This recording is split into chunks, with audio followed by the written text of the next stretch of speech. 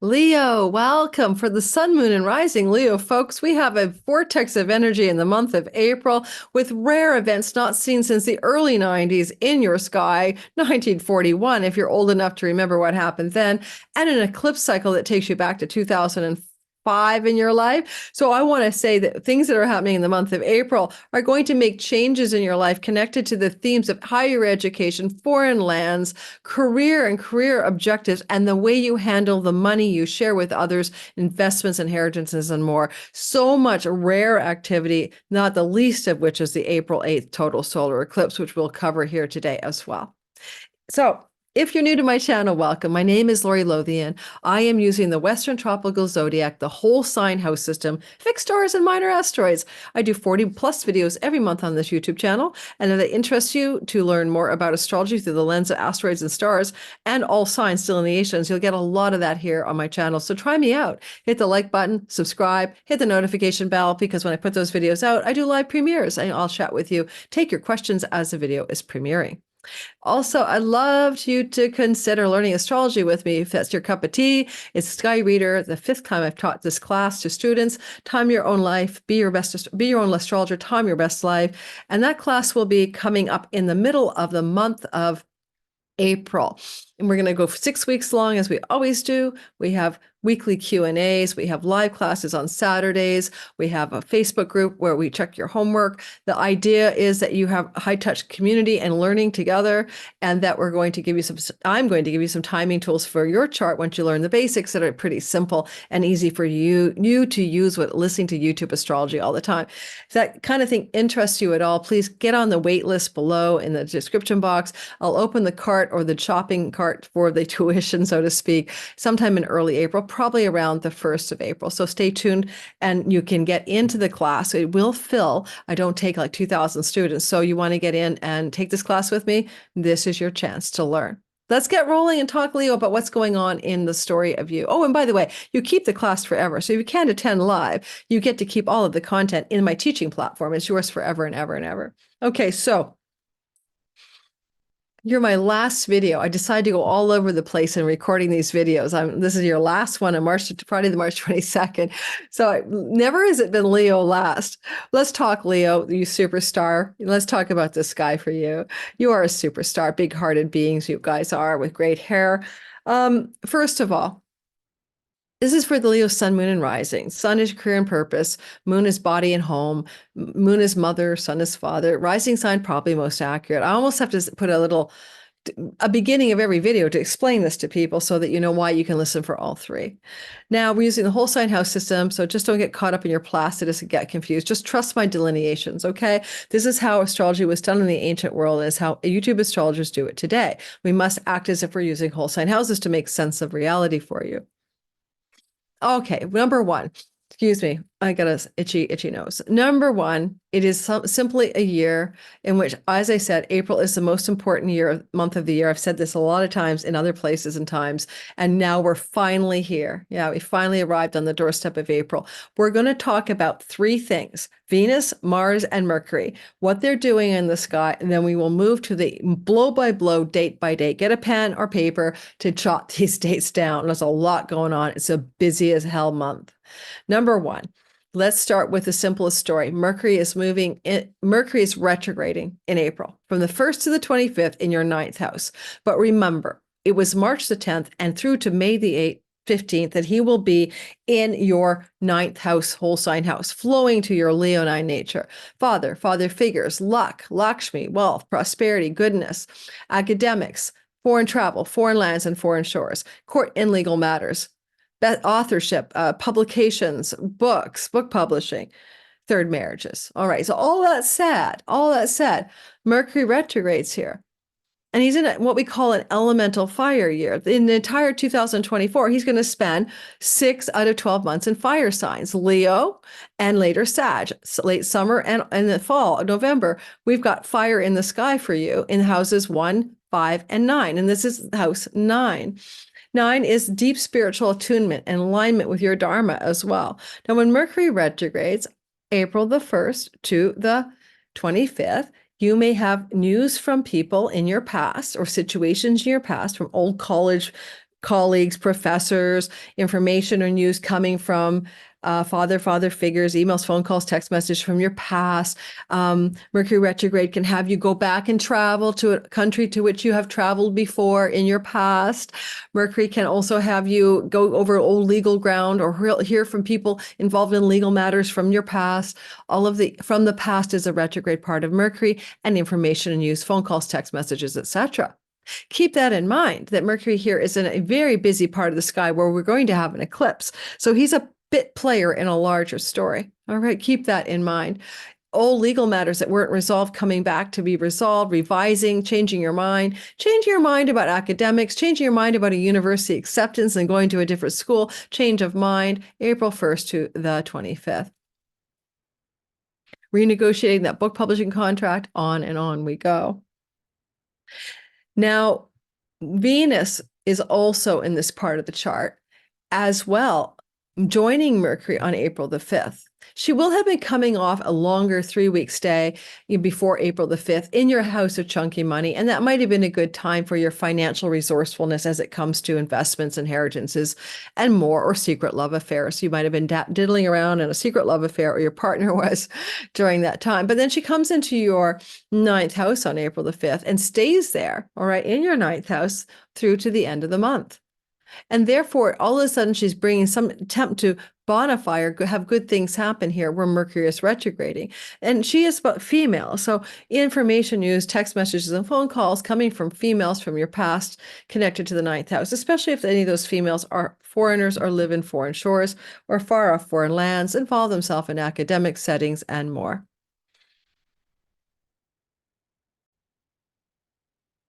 So now you've got both Mercury and Venus here, Mercury retrograde, Venus moving through here together. Understand that this is an interesting time because there is like a lopsided energy with all of these planets hanging out in your 9th house. Certainly, if some of you aren't traveling to foreign shores and lands with Mercury and Venus here, I'd be surprised. And this could be any time till the end of April. And what I would also note here is that Mars is in your 8th house through the whole of the month of April, because he got here around the 22nd of March and he was traveling with Venus at one point, but then Venus leaves and now Mars is alone swimming in the waters of your 8th house. And that looks like separation of money, cutting of money, sometimes divorce settlements, financial agreements, changes in your financial tax structures, new ways of dealing with shared resources with a love partner. But because it's Mars, it can be conflict about those kinds of monies, as well as separating and dividing things. Division of assets. And so while Venus was there until the 5th of April, after that, things about dividing financial resources or separating assets or changes to investments will feel difficult or more hard than it would have been feeling in the last couple of weeks of March and the first week of April. Now, with Mars here, you may have some aggression and conflict over money. So be careful about that. That's the normal. Who are we fighting over money with? Quite often, in this case, it's a significant marriage partner from the 7th house, just so you know, with whom you share those 8th house resources, including rent and home and things you need to do together financially, whether they're money you own or money that you need to pay together as well. And there may be conflict in that part of the chart in your life with that significant other. Same with a business partnership involves shared resources. Now, moving into the sky in a month-by-month story, and I am getting laryngitis from doing about 6 videos a day and seeing 2 clients, so I'm sorry about my scratchy voice. Bear with me, please. April the 3rd, Venus co-joined with Neptune. Will co-join with Neptune, and it's dreamy love and romance, but it's in the 8th house, it's secret love.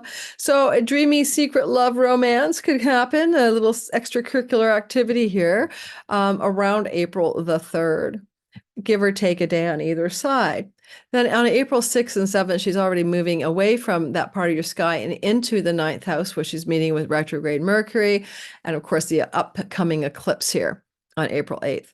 So if she moves here, the first thing she does is have a really sweet conversation with Pluto in the house of legal contracts and agreements, 7th, and marriage partner and business partners. And it could really be a strong power of love moment from a higher spiritual impulse in a significant love story, or a good financial story to do with power and wealth, to do with contracts and agreements with judges, legal matters, academic environments, etc. On April 8th, the eclipse is happening, and it is a total solar eclipse conjunct Chiron. Now, listen to the big story for a minute. Back, if you don't mind, back in 2019, it was February, Chiron entered Aries and began to make a wounded feeling here, a wound about higher education and college. I mean, I know Leo went to school since then and went to a school that she didn't really enjoy and finish her studies at. So academic wounds could happen in the ninth house, wounds to do with your spiritual beliefs, your faith, wounds to do with legal matters and court cases and judges, wounds to do with foreign people, foreign lands, and foreign travel. So all of this energy has been active since 2019, and it's looking for a healing in 2024. So even though Chiron leaves here way down the pipeline in 27, I think, it's now 24, a turning point time. Why? First of all, on February 19th and March 5th, look at what happened in your life. Take notes, look at your schedule. The true and mean node met with Chiron, and there was a name it, to claim it, to heal it, a clearing, an ability to exacerbate the wound or see the wound or feel the wound or something around those dates. And then the eclipse happens on Chiron. Okay, can't make this stuff up. So what the eclipse does is open a tunnel, a channel, a portal to something, right? It's a vortex energy. And it's going to be like a whooshing through the chironic wound. I think it's a new beginning because it's a new beginning because it's a new moon, right? And it's eclipsing Chiron, the wound. The wound is being eclipsed. So the end of the wound. Well, this is your time, April 8th. Now people are going to go, nothing happened on April 8th. No, of course not. The eclipse is building a month before and is in a play for a year later.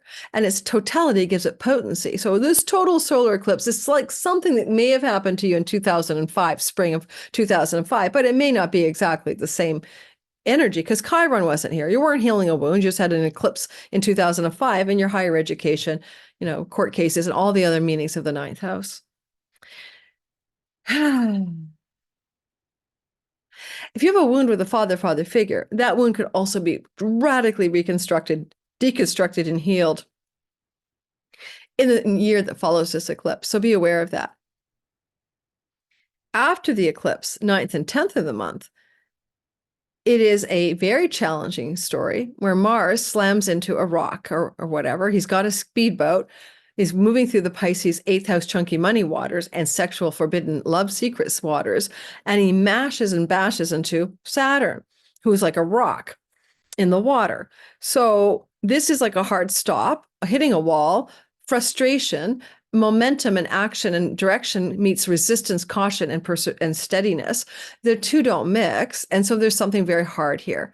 And so you might find the 9th and the 10th, there's a hard tension regarding shared resources with a partner, money coming from inheritances, money from taxes and tax rebates, money from, insurance payouts, chunks of money, and you hit some kind of momentum wall around those matters. Or if it's about secrets and love stories around, secret forbidden love, there could be a crash here as some secrets become revealed, perhaps in the context of a significant love story. Because Saturn does rule your house of committed love. If you're trying to finance something, a debt restructuring, a credit card payoff, or some kind of debt momentum to structure Saturn, debt, and passion and drive to get the actions in place, you could have hit a wall here on the 9th and 10th around debt restructuring, as an example. And just keep that in mind that Mars does rule or own your 4th house of property, land, and real estate. So home rentals and home property sales and refinances and mortgages for some Leos go into a bit of a tailspin. But this is money you share with a spouse, and there can be a big crash energy between you and a significant other about shared resources at this time. That's April 9th and 10th. On April 11th and 12th, there's a Mercury cazimi. Mercury is magically going into the heart of the sun to get divine mission instructions from the intelligence that runs the matrix, whatever this thing is that we're in.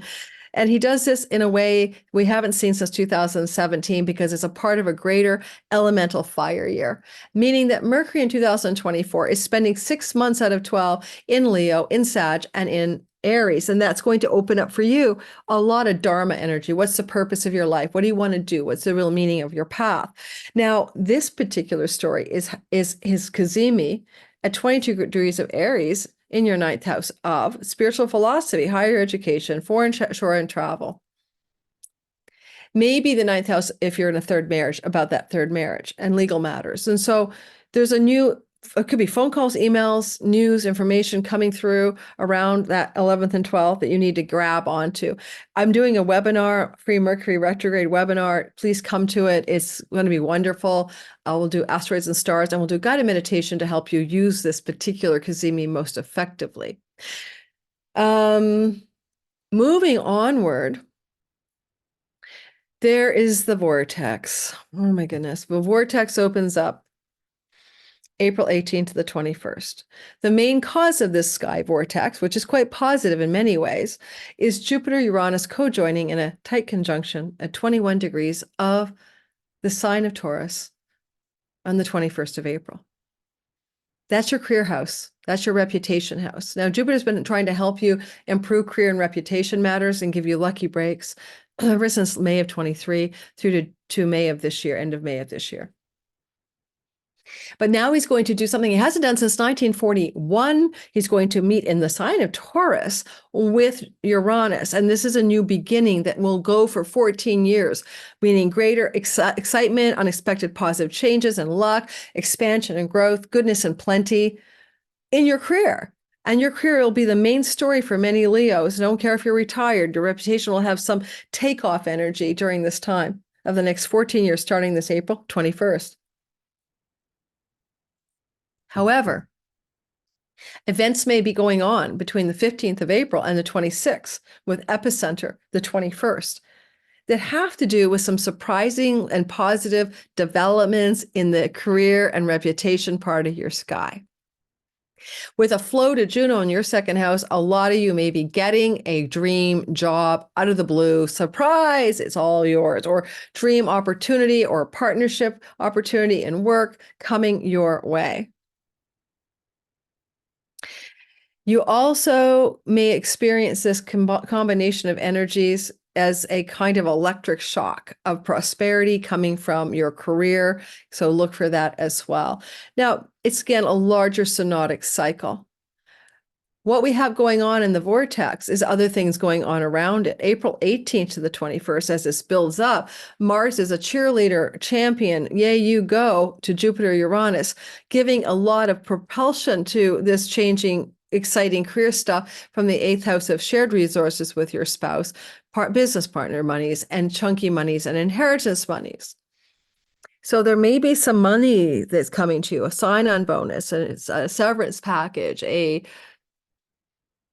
retirement package bonus. I mean, some kind of money coming, a performance review, a tax rebate, but it's propelling you to feel very abundant, lucky in your career environment. 18th to the 21st.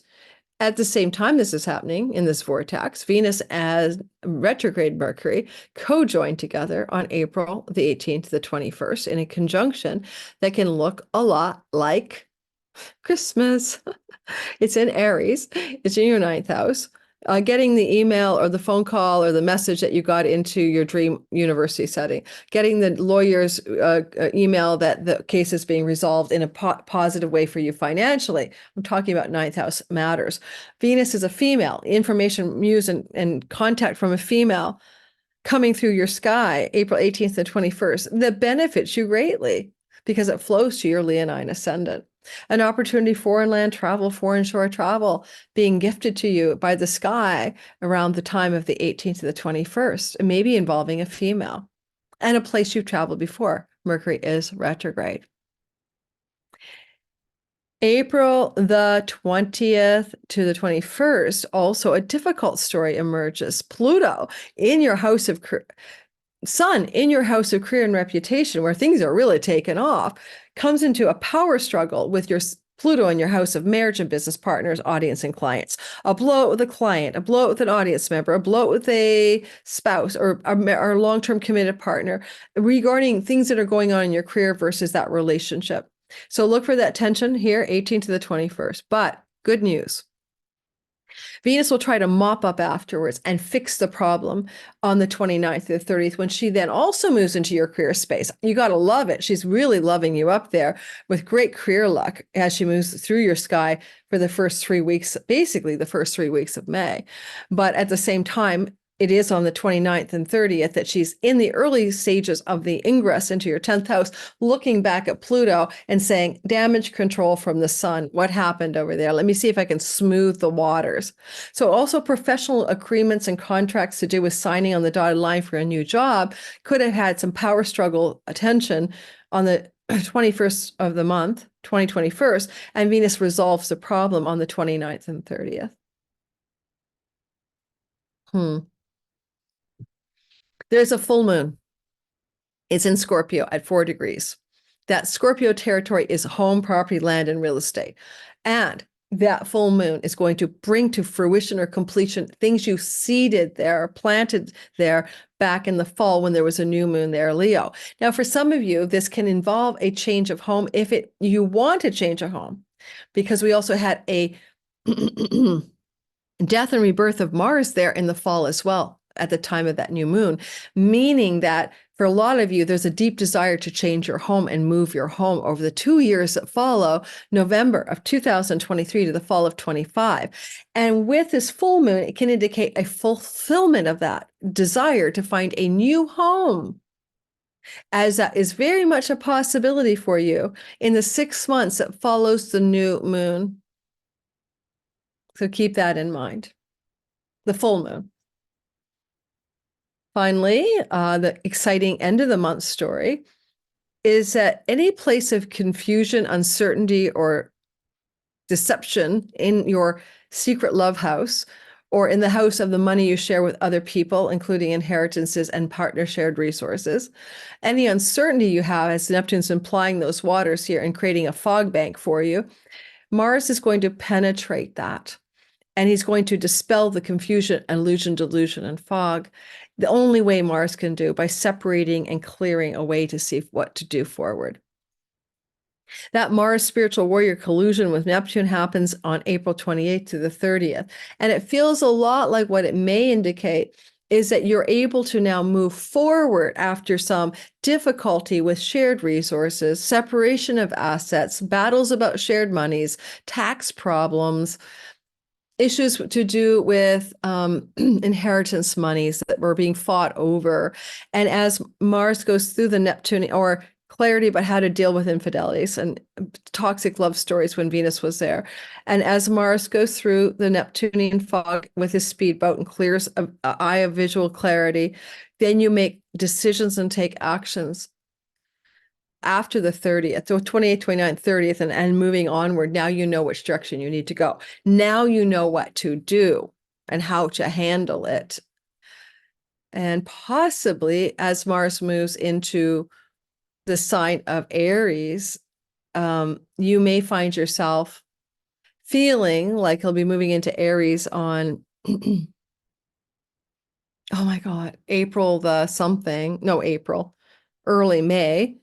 You might be able to say, I need a lawyer, for example, right? Because as he moves into the 9th house, he will also activate a goddess that I've seen work as legalese and legal minds, okay? So some of you may come out of turbulence with shared monies and be looking at legal action and lawyers as a solution around the 28th to the 30th of April into early May. I hope that's useful. It's really hard to tell you everything about this sky without me having laryngitis, which I have already. I hope that is useful, Leo. This is a jam-packed, vortex, life-changing, game-changing month of April. Tell me know in the comments afterwards how it went for you. I would appreciate hearing back and letting me know how your story unfolded during this month. Don't forget Sky Reader. Learn to Time Your Best Life, Be Your Own Astrologer starts in the middle of April. Come jump aboard. My Mercury retrograde webinar is free. See the description box to sign up. And you might want to come aboard my Patreon community. They're getting all of this content, early access, ad-free. This particular video they receive on Friday, March 22nd. Other people receive things on Thursday and Wednesday this week because I'm going through all signs, but they never have ads. They get it before you do. And for a mere $5 a month, you even see me on a monthly Zoom call. But also, If you want to try me out, you can get my Synastry Are You My Person Relationship course for free.